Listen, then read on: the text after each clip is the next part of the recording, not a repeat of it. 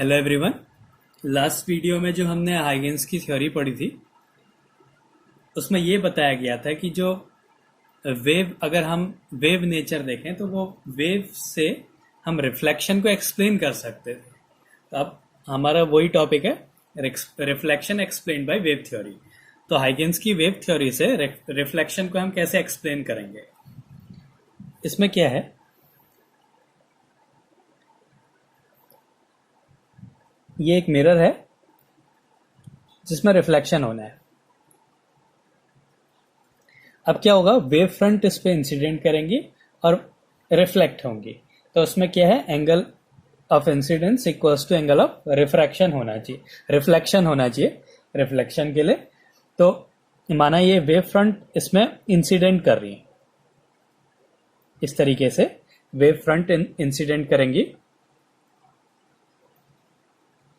ये प्रोपगेशन की डायरेक्शन बना देते हैं, इसमें ये वेव फ्रंट आ रही है ऐसे, ये वेव फ्रंट इसमें इंसिडेंट कर रही है। अब क्या हुआ, अब ये रिफ्लेक्ट करेंगी। तो इस वेव फ्रंट का ये वाला पोर्शन तो मिरर पे पहुंच गया, लेकिन ये वाले ने अभी इतनी डिस्टेंस ट्रेवल करनी है। तो जब ये वाला जो सोर्स है वो यहां पहुंचेगा, तब क्या होगा, ये वाला जो सोर्स है वो यहां पहुंच चुका होगा। जितने टाइम में ये जो वेवलेट जो यहाँ पे जो ये सोर्स बन रहा है, इस वेव फ्रंट के हर एक पॉइंट में क्या होता है, अपना एक सोर्स होता है। तो ये पॉइंट जब यहां पहुंचेगा, ये पॉइंट रिफ्लेक्ट होके यहां पहुंच जाएगा सेम टाइम पे। तो जब ये वाला पॉइंट यहां पहुंचा तो उतने में क्या हुआ, ये वाला पॉइंट इधर चला गया। तो अब क्या होगा, ये ऐसे एक वेव फ्रंट बन गया। अब ये रिफ्लेक्ट होके वापस चला जाएगा इस तरीके से। ये वेव फ्रंट्स रिफ्लेक्ट हो गई उसी मीडियम में। तो ये तो हो गया रिफ्लेक्शन का वेव नेचर से हम इसको कैसे डायग्राम से इसको एक्सप्लेन करेंगे। अब हुआ क्या, ये वेव फ्रंट है माना ए सी। तो जब सी पॉइंट बी पॉइंट पे पहुंचा तो ए पॉइंट कहां पहुंच गया, डी पे पहुंच गया। मतलब सी से बी का जो डिस्टेंस है वो ए से डी के बीच का जो डिस्टेंस है वो इक्वल है। यहां से यहां जाने में जो टाइम लग रहा है, यहां से यहां जाने में भी वही टाइम लग रहा है। और ये दोनों एक ही मीडियम है, इसलिए यहां पे हमने मान लिया इस मीडियम में जो ये वेलोसिटी है इसकी वो v है। लाइट की जो वेलोसिटी है इस मीडियम में वो v मान लिया। तो क्या हुआ, ये वेव फ्रंट पहले इस पे इंसिडेंट हुई। तो जब ये वाला यहां है, ये वाला इस सरफेस पे पहुंच गया, तो ये टकरा के जितनी देर में ये यहां पहुंचेगा उतनी देर में ये यहां से यहां पहुंच गया, हमने मान लिया। और ये जो डिस्टेंस है वो इसके इक्वल होगी। फिर ये वेव फ्रंट जो है रिफ्लेक्ट होके वापस चलेगी। तो अब यहां पे दो ट्राइंगल्स बन जा रहे हैं, ए सी बी और ए डी बी। अब हाइगेंस ने क्या बोला, जो वेव फ्रंट जो इस सरफेस पे एंगल बना रहा है, ये एंगल ऑफ इंसिडेंस हो गया। ये वाला जो एंगल बन रहा है ये वाला, ये हो गया एंगल ऑफ इंसिडेंस आई। और ये वाला जो एंगल बन रहा है ये हो गया एंगल ऑफ रिफ्लेक्शन आर। और वैसे हम क्या लेते हैं, जो इंसिडेंट रे है, अगर हम इसको रे में लिखेंगे तो ये वाली जो रे है, ये अगर हम यहां पे नॉर्मल ड्रॉ करें तो ये जो एंगल बन रहा है ये एंगल ऑफ इंसिडेंट होगा। लेकिन वेव थ्योरी में क्या था, जो वेव फ्रंट सरफेस से एंगल बनाएगा उसको बोलेंगे एंगल ऑफ इंसिडेंट। ये एंगल ऑफ इंसिडेंट है और ये एंगल ऑफ रिफ्लेक्शन है। अब हमने ये प्रूव करना है कि जो एंगल ऑफ इंसिडेंट है वो एंगल ऑफ रिफ्रैक्शन के इक्वल होगा। तो हम ये दो ट्राइंगल ले लेते हैं, इन ट्राइंगल्स ए सी बी और ए डी बी में ये दो ट्राइंगल्स लेते हैं। हमने इसमें प्रूफ करना है कि जो एंगल आई है वो एंगल आर के इक्वल होगा। तो हम इससे रिफ्लेक्शन को प्रूफ कर देंगे। तो सबसे पहले देखते हैं कि जो ये वाली जो डिस्टेंस है सी बी वो ए डी के इक्वल है, क्योंकि जब ये पॉइंट यहां से यहां पहुंचा उतने ही टाइम में यहां से यहां पॉइंट पहुंच गया। तो मतलब distance equals to speed into time.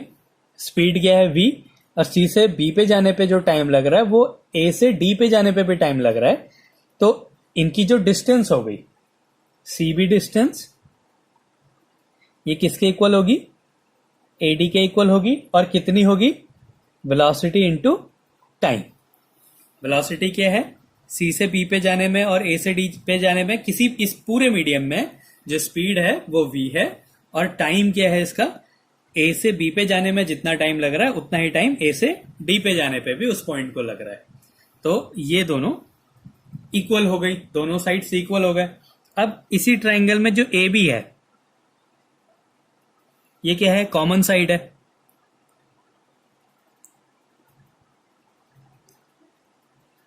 ये क्या है, कॉमन साइड है। अब हमें क्या मिला, हमने दो साइड्स को इक्वल कर दिया। कौन सी, AD और CB इक्वल हो गई, और दोनों में AB साइड्स ये इक्वल हो गई। अब क्या है, जो इंसिडेंट रे है ये इंसिडेंट, ये प्रोपगेशन की डायरेक्शन है और ये वेव फ्रंट है, तो ये जो एंगल बनाएगा ये 90 डिग्री होगा। ऐसे ही ये रे की डायरेक्शन है, प्रोपगेशन की डायरेक्शन, और ये वेव फ्रंट है, तो वेव फ्रंट प्रोपगेशन की डायरेक्शन से जो एंगल बनाता है वो 90 डिग्री होता है। तो ये क्या है, जो एंगल C और एंगल D ये इक्वल होंगे, और कितने होंगे, 90 डिग्री के। तो हमने क्या करा, दो साइड्स को इक्वल कर दिया ट्रायंगल्स की, और एक एंगल को इक्वल कर दिया। तो इससे क्या मिला कि जो ये दोनों ट्रायंगल हैं ACB ये कॉन्ग्रुएंट है। ट्रायंगल ADB, तो CPCT से क्या मिला कि ये जो एंगल I है वो एंगल R के इक्वल होगा। तो इससे हमें क्या मिलेगा, angle I equals to angle R किससे, CPCT से। तो इस तरीके से हम रिफ्लेक्शन को एक्सप्लेन करते हैं। तो ये डायग्राम को दोबारा से देख लेते हैं।